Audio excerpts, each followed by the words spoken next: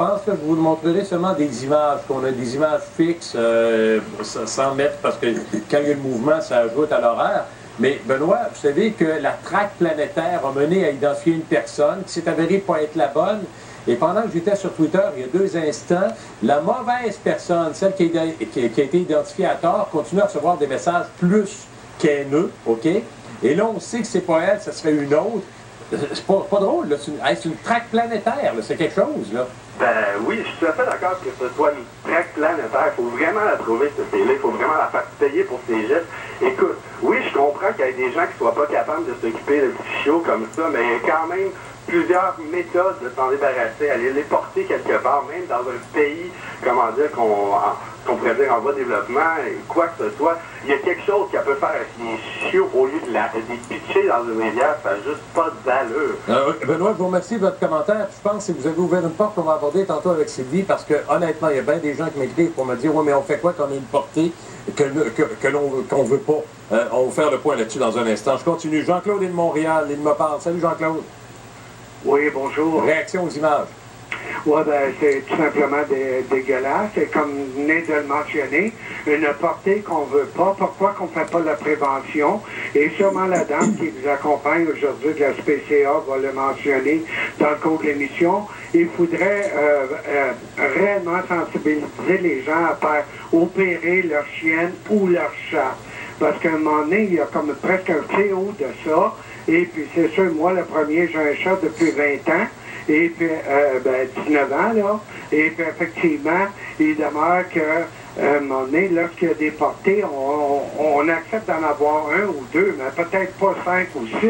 Alors, les chutes dans la rivière, c'est pas... Puis aller les porter à SPCA, ben, je crois effectivement qu'il y a un coût à ça. Alors, il faudrait se pencher sur le problème, à savoir c'est quoi au juste la meilleure alternative. Je crois, d'après moi, c'est de les faire opérer au tout début. Merci beaucoup, je continue. Vous êtes en réaction. Je vous dis que je suis aussi sur Twitter. Je suis sur, évidemment, nos courriels. Je vais en lire dans un instant, le téléphone. Sylvie, je vais lui parler. Elle est toujours avec moi. Elle écoute vos commentaires. Philippe m'a écrit sur Twitter. Il vient de le faire sans hésitation. C'est de la violence purement gratuite. Prendre un plaisir à tuer, c'est vraiment inquiétant. Nathalie qui vient de m'écrire sur Twitter qui dit elle semble avoir du plaisir à le faire. Elle dit c'est écœurant. Brigitte me dit, j'en viens pas, c'est même pas humain. Et je continue au téléphone avec Thérèse qui est de Laval. Bonjour Thérèse. Nathalie, bonjour Nathalie. Bonjour Madame Nathalie.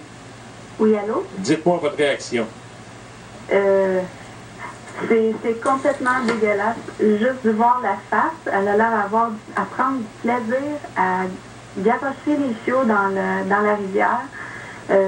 Moi, en tout cas, des personnes comme ça, là, je leur couperais la tête. Avez-vous déjà...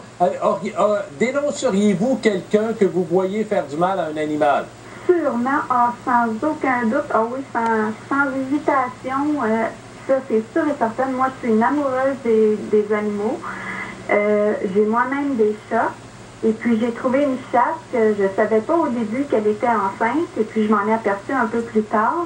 J'ai décidé de garder la chatte, d'en prendre soin. Elle a eu ses chatons chez moi. J'avais tout préparé pour qu'elle puisse accoucher en toute sécurité. Puis depuis ce moment-là, j'ai décidé de garder la chatte comme telle. Je l'ai fait opérer. Et puis, j'ai décidé elle a eu 4 chatons. Et puis, j'en garde 3 sur 4. Merci Nicole, bravo, bravo. Merci de votre témoignage également. Thérèse est de Laval, j'en prends beaucoup parce que je sais que ça vous a ébranlé. Allô Thérèse? Bonjour François. Réaction? Ma réaction, c'est que je trouve ça affreux. Moi, j'ai été élevée avec des animaux depuis l'âge de 6 ans. Mais ce que je considère quand je vois cette vidéo-là, c'est la première fois que je le vois, c'est que c'est une jeune fille, une jeune ado. Et puis, son frère qui le filme, je trouve que c'est aussi pire. Mais ces enfants-là ont des parents. Puis je pense que les parents ont fauté en quelque part pour que les enfants, à l'adolescence, lancent des bébés animaux dans une rivière. Là. Ces enfants-là ne se sont pas éduqués ou élevés tout seuls. Vous comprenez-vous? Oui, je comprends. Et je vous écoute très attentivement. Je veux rien que vous mettre au fait des dernières informations concernant ce truc-là. Il y a une première jeune fille qui a été identifiée. Il s'avère que c'est pas elle. Voilà que maintenant, on parle d'une jeune femme dont le nom circule partout sur le web, dans les réseaux sociaux. On dénonce ses actes, bien sûr. Il y a des groupes Facebook qui affichent des commentaires haineux. C'est une jeune Croate. Elle serait mineure. Au départ, les policiers disaient ne pas vouloir donner son nom parce qu'elle était mineure. Ils doivent rencontrer les parents. Ça aurait été filmé, vous venez de dire, par le frère, que cet événement-là, alors qu'elle se débarrasse de chiots naissants.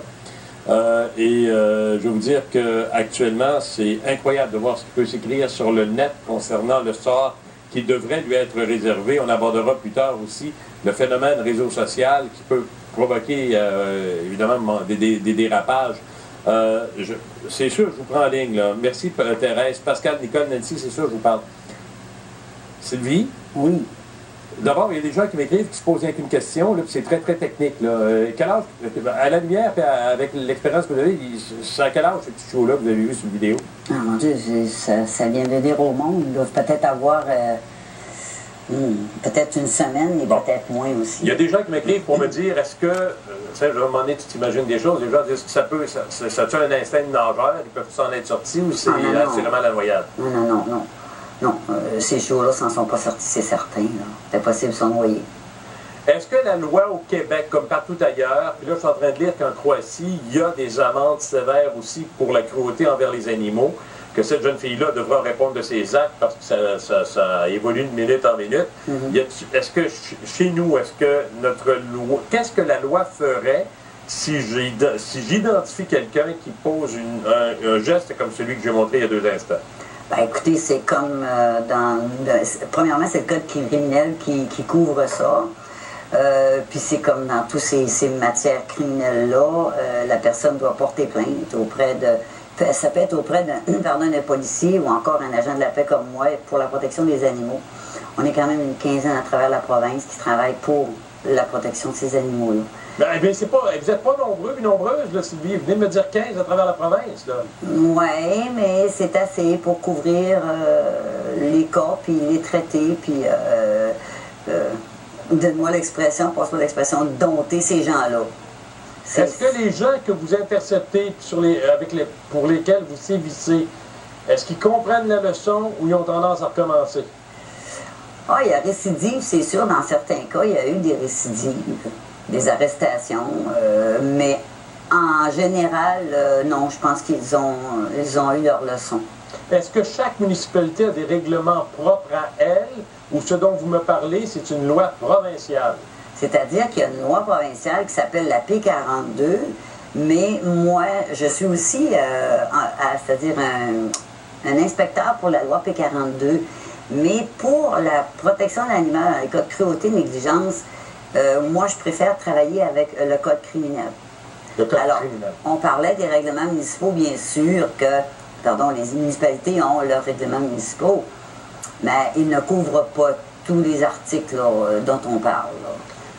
Je lis des courriels, je vous garde avec moi, parce qu'on se dira ensuite, on donnera des trucs que faire pour éviter pareille chose. Qu'est-ce qu'on fait quand on voit quelqu'un faire ça aussi? Sylvie, vous donnerez des détails dans un instant. Il écrit, il faut faire quelque chose, les gens sont fous, pourquoi faire cela? C'est pas la première vidéo que je vois de ce genre, et je trouve scandaleux que des gens partagent ce genre d'images. Où s'en va notre monde? Loulou. Je peux pas croire qu'en 2010, il y a encore des gens qui agissent de la sorte, qu'il y a des endroits où nous pouvons aller porter ces animaux aussi. Je me demande pourquoi la personne qui a filmé cette horreur n'a rien fait. Lego. J'ai pris connaissance de cette vidéo par Facebook, je l'ai regardée, j'avoue que cela m'a troublé. Comment peut-on poser un tel geste? C'est cruel, et j'espère qu'elle sera punie pour cela, c'est inadmissible. Lina, je trouve ça cruel et je ne peux pas imaginer comment une jeune fille peut poser un tel geste. C'est horrible comme vidéo et c'est très choquant. J'ai 2 chiens, je n'ai même pas été capable d'écouter les vidéos complètes. J'espère qu'elle va payer pour avoir fait ça et ça continue. Je m'en vais à la pause. Jessica, Pascal, si vous êtes sur les lignes, promis, je vous parle.